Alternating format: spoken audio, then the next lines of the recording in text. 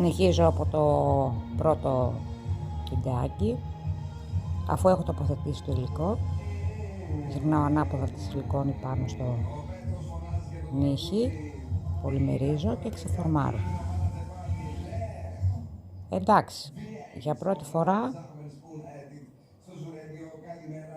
δεν το λες και ιδανικό, θέλει λίγο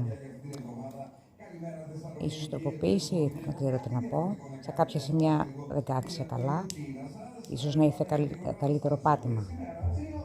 Παρ' όλα αυτά βγαίνει και έτσι. Θα συνεχίσω με το δεύτερο καλούπι σιλικόνης, με το φιδάκι. Θα επιλέξω το άσπρο χρώμα. Νομίζω θα φαίνεται καλύτερα στο βίντεο, θα το δείτε κι εσείς. Είναι το άσπρο. Πάλι θα γεμίσω το καλουπάκι σιλικόνης. Έχει δύο σχέδια. Επιλέγω ένα από τα δύο. Έχει καιρό να δουλευτεί.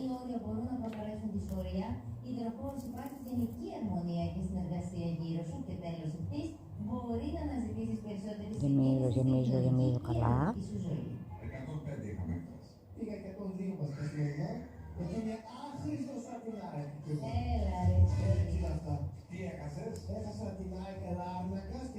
Αν θέλετε να κάνω και με τα γραμματάκια, στείλτε μου κάποιο μήνυμα, κάποιο σχόλιο. Νομίζω αυτά είναι τα πιο ενδιαφέρον.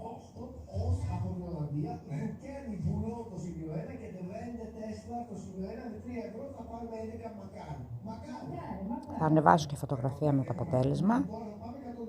Στο φυθάκι έβαλα λίγο γκλίτερ, στο λουλουδάκι έβαλα κάποια χρωματάκια. Λοιπόν, γεμίζω, γυρνώ ανάποδα, τοποθετώ, αφού έχω μπαφάρει.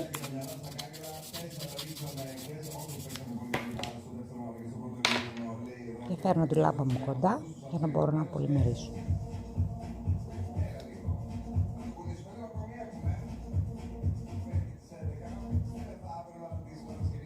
Νομίζω αυτό βγήκε πιο καλό από το λουλουδάκι.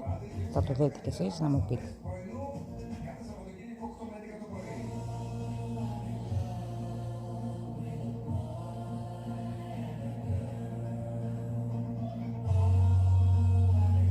Δεν θέλει πολύ πολυμερισμό.